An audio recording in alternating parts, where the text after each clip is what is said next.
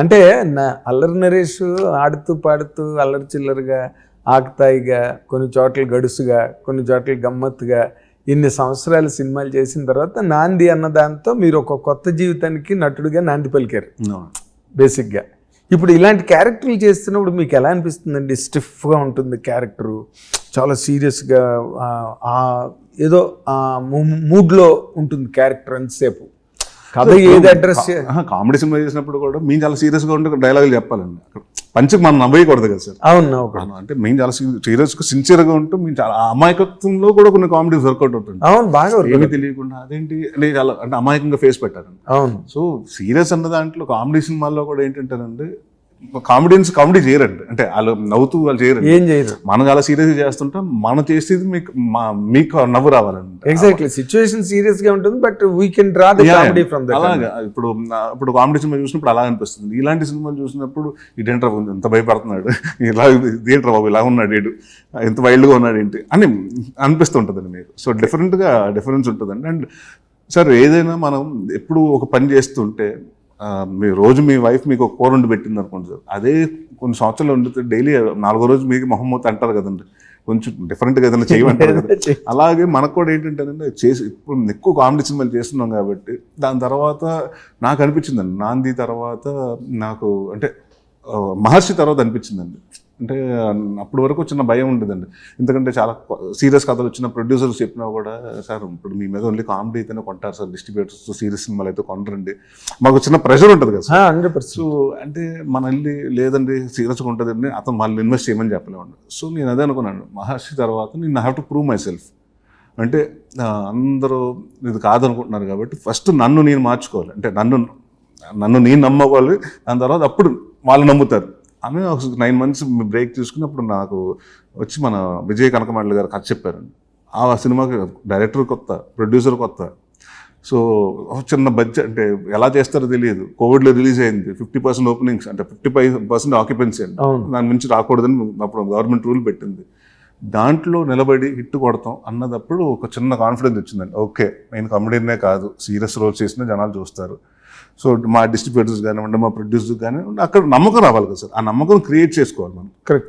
So నేను చేసిన mistake ఏంటంటే సార్, ఇది ఎప్పుడూ చేయాల్సింది, అంటే నేను అతివృష్టి అనావృష్టి అంటారు చూసారా, చేస్తే ముందు చేస్తే నా కెరీర్ ముందు గమ్యం, మన ప్రాణము, నేను అన్నీ ఇప్పుడు నాకు ఇంకా అసలు యాక్టర్గా దేంట్లో సెటిల్ అవుతాడు అన్న అనుకోకుండా కామెడీ అవుతాడా హీరో అవుతాడా అన్న పాయింట్లో it was too early to experiment for me అండి.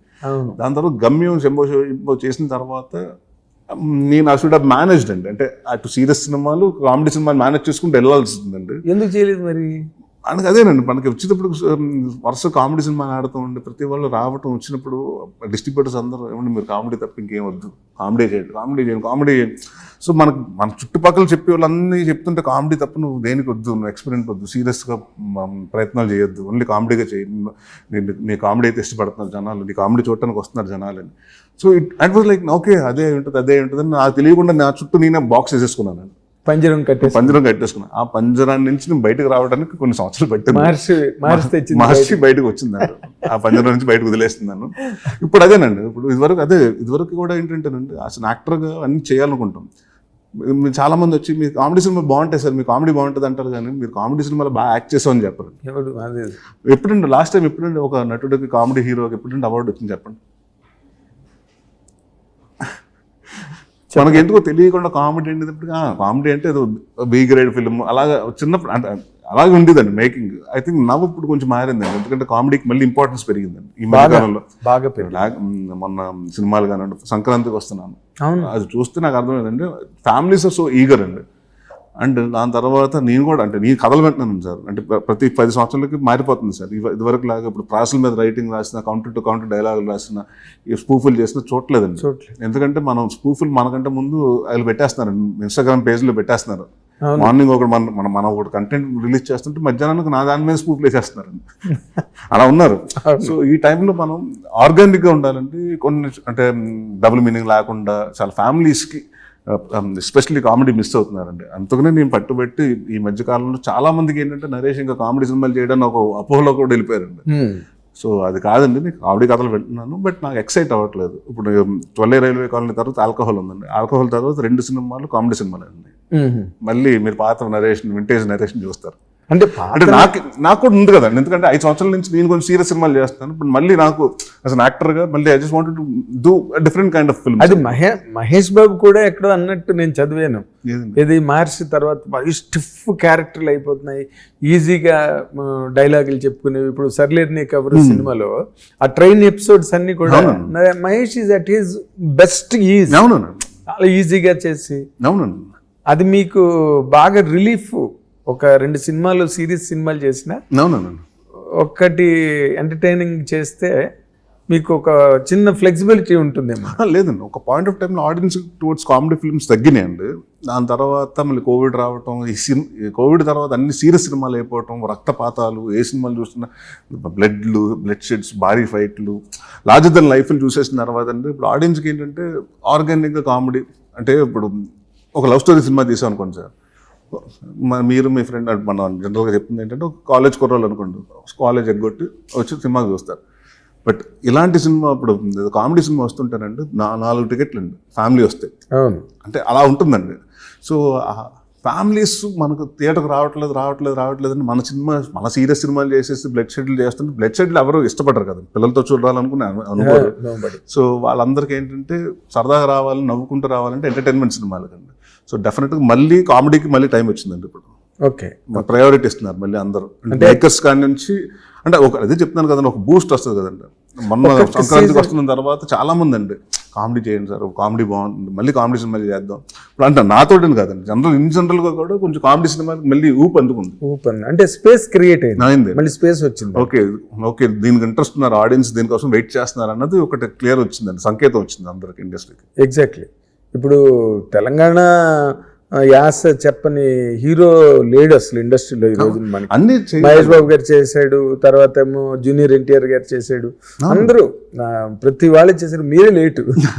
అంటే నేను అన్ని రకరకాల, మనకి ఎక్కువ మా ఫాదర్ ఉన్నప్పుడు ఈస్ట్ గోదావరి, వంశీ గారు వెస్ట్ గోదావరి ఆ భాషలు ఎక్కువ అండి. దాని తర్వాత ఇప్పుడు గమ్యంలో కొంచెం గుంటూరు స్లాంగ్, లేకపోతే సిద్ధు ఫ్రమ్ శ్రీకాకుళం, ఇప్పుడు శ్రీకాకుళం స్లాంగ్ ఇలాంటివి చేశాం కానంటే ఫస్ట్ టైం అండి. ఫస్ట్ టైం అంటే నేను ఒక మాట అంటే నాట్ యాజ్ యువర్ ఫాదర్, ఆయన డైరెక్టర్గా ఆయన క్రియేట్ చేసిన ఒక ట్రెండ్ కానీ ఆ జానర్ని అన్ని రకాలుగా దాన్ని వాడడం కానీ ఇంకో డైరెక్టర్ నిజంగా చేయలేకపోయారు. నేను I can tell it openly on camera, నేను చెప్పగలను.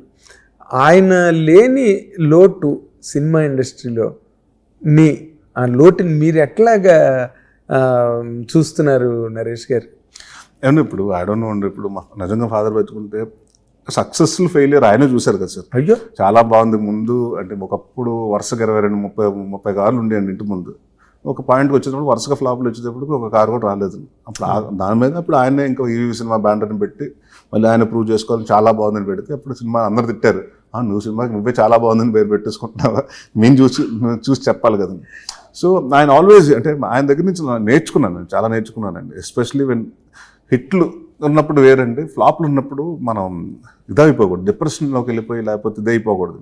సో నాకేంటంటే నేను మా ఫాదర్ చూసిన సక్సెస్లు అంటే ఫెయిలియర్స్ కంటే నాది పక్కన పెడితేనండి నాకు చాలా చిన్న లైన్ అండి. ఆయన పెద్ద గీత నాది ఎంతో చిన్నది ఉంటుంది. ఐఫిల్ టవర్ లా ఉంటే నా సెల్ ఫోన్ టవర్ అంత ఉండొచ్చండి అంతే.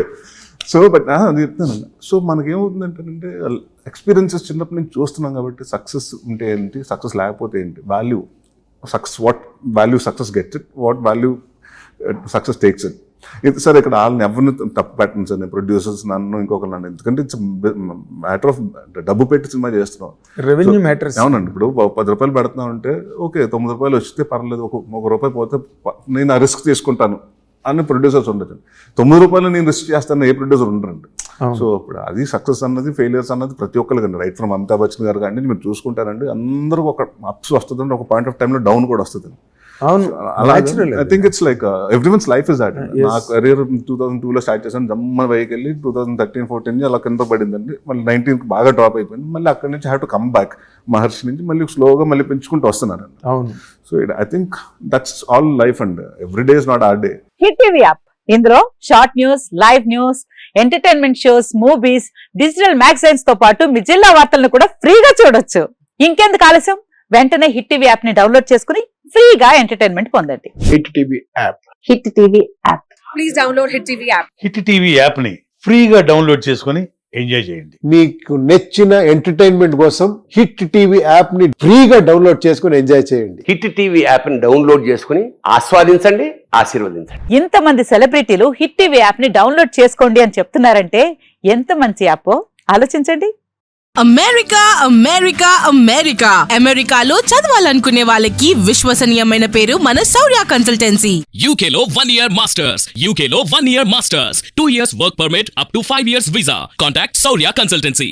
Contact 89851 89851.